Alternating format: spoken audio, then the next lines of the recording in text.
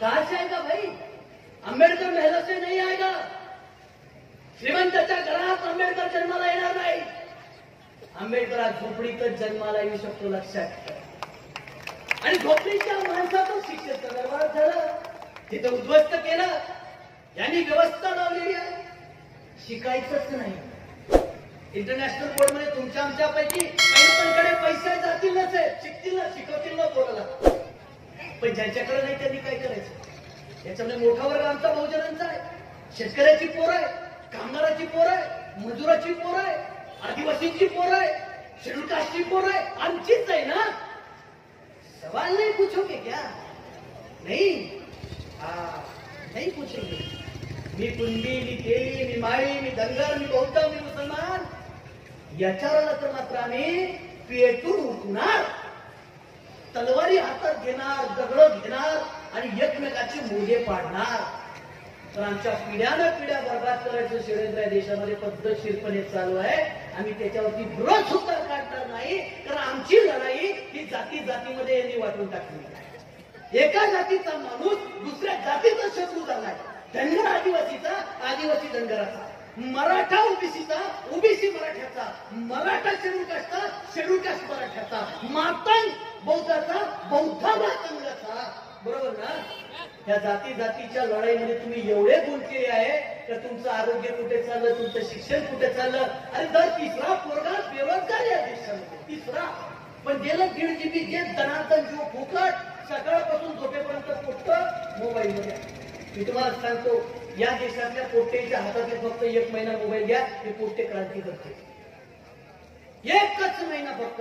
आठवतच नाही यार मी बेरोजगार आहे, आठवतच नाही माझा भाव आत्महत्या करतोय, आठवतच नाही का नांदेडमध्ये रुग्णसेवेअभावी कमिशनच्या नादामध्ये बळी चालले, आठवतच नाही का देशामध्ये भयानक करप्शन चालू आहे. तो 100 कोटीचा दावा काय खोटा असेल का? भ्रम काढून टाका डोक्याचे तुम्ही. सगळे सारे करप्टेड आहे. तुमच्या मुनगट साहेबांचं बंगला पण महाल, ते बावनकुळेचा चीन मधून झुंबर आले, चीन मधून. गांजा पेरता का काय पेरताय का तुम्ही? तुमच्या आमचे पैसे साहेब आहे, तुमच्या आमच्या लेकराच्या ओटाचा घास आहे. आणि तुम्हाला सांगतात गर्व से को हिंदू है, गर्व से का मराठा है, बौद्ध है, तेली है, मागी है. तुम्हाला जातीचा धर्मात अडकून ठेवतील आणि यांच्या पिढ्यान पिढ्या हजारो कोटी रुपयांची माया. अरे आम्हाला मोजता येत नाही रे आकडे. आमच्या अडाणी बापाला शून्य मोजता येत नाही. कम 10,000 कशाचा, लक्ष दशलक्ष कोटी, दशकोटी, 100 कोटी मोजता येत नाही आमच्या अडाणी बापाला. एवढ्याच संपत्ती आहे. कुठून आल्या? तुमच्या आहे, आमच्या आहे. कष्टाने कमवले नाही. आमची लढाई जातीसाठी, धर्मासाठी आहे. बस नाही, विचार नाही करायचा. या देशाचा पंतप्रधान म्हणतो चला नालीतून गॅस बनतो, विज्ञानवादी दृष्टिकोन शिकवायचा. आणि पंतप्रधान म्हणतो नालीत नळी टाकली का डायरेक्ट गॅस पेटतो. आता काय करायचं? म्हणजे आपलं स्वतःला मारायचं तर काय करायचं? निवडून देणारे विद्वान, विद्वान ज्या माणसाला, जो माणूस स्वतः सांगतो खरंच म्हणजे लोकांना कसली शास्त्रज्ञ कळत नाही. खरंच विचार करा, हात जोडतो. मोदी साहेब स्वतः सांगतात मैं कभी स्कूल ही नहीं गया, मैं तो जंगल में गया. आणि त्यांचा होम मिनिस्टर सांगतो he is um in entire politics. काय ना, जो स्वतः विद्यार्थी तो म्हणतो मी शाळेतच गेलो नाही, आणि याचा गृहमंत्री म्हणून सांगतो तो एमई आहे. झंझटच नाही काय. ज्या माणसाचा चाल चरित्र हे खोट आहे तो माणूस आमचा नेता आहे. तो आमच्या देशाचा राज्य शकट चालवतो आहे कारण तुम्हाला धर्माची नशा चढली आहे. बस धर्माची नशा चढली. धर्म ही अत्यंत खाजगी बाब आहे. धर्म ही अत्यंत खाजगी बाब आहे.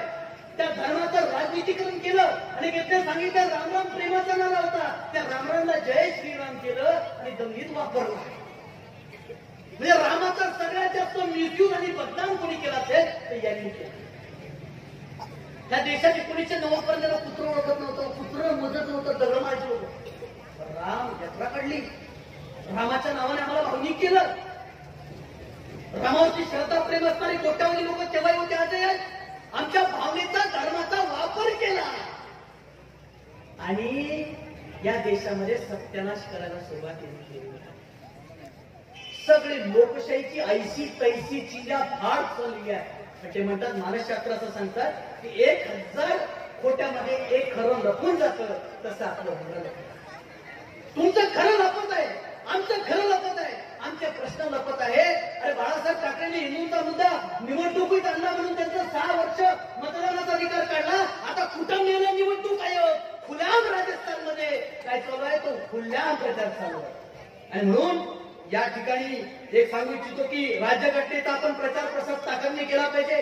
गावागावामध्ये खेळ खेळून राज्यघटना फक्त मतांची नाही, लोकांना भ्रम झालेला आहे.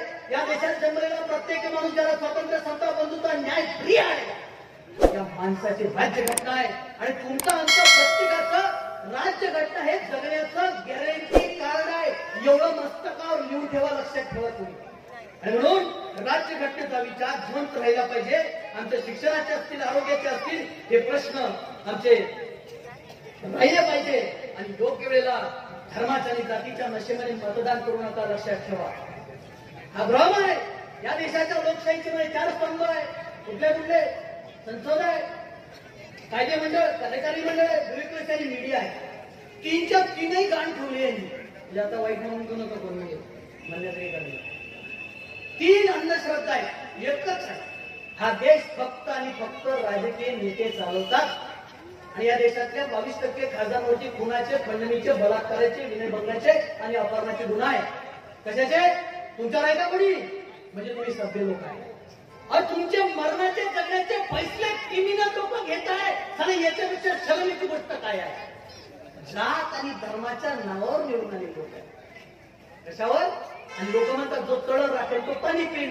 गोळा मारत आलेला त्याला खाजवतीला राजकारणात यायची, जनसेवा करायची. तुम्हाला जनसेवा, मग जनसेवा करायची तर मग कशाला पाणी पिईल? आमची भूमिका जी आहे, चलता है, नहीं चलना चाहिए, नहीं चलेगा. तू निवडून आला, सेवा कर. या जर साऱ्या माळ्या बनल्या त्याला पाडा, पहिला कोणत्याही जातीचा असतो. हे ठरवलं पाहिजे ना. नाही माया जातीचा तो काय म्हणते, हा माया जातीचा आहे, करप्टेड आहे, मग या जातीचा नाहीये काय? हा काय लॉजिक आहे? मग असं करायचं, सगळ्यांनी आपल्या जातीच्या चुकीच्या लोकांना डिपेंड करायचं आणि आपल्या छातीवर बसून घ्यायचं. आणि म्हणून मूलभूत प्रश्न बाजूला जाऊन आम्हाला व्यर्थ प्रश्नांमध्ये, जातीच्या आणि धर्माच्या प्रश्नांमध्ये या व्यवस्थेने मोठ्या ताकदीने, हुशारीने गुंतवून ठेवलेला आहे. आमच्या पोरांना शिक्षण नाही, नोकऱ्या नाही, खेळ खंडोबा केला. पण आमची पोरं, आमचे बाप, आमचं कोणी त्याच्यावरती बोलत नाही. कारण जाता जाता एकच गोष्ट सांगतो, साहेब आमची मतदान करण्याची प्रोसेस चुकीची आहे. अरे मत मारायची प्रोसेसच चुकीची आमची.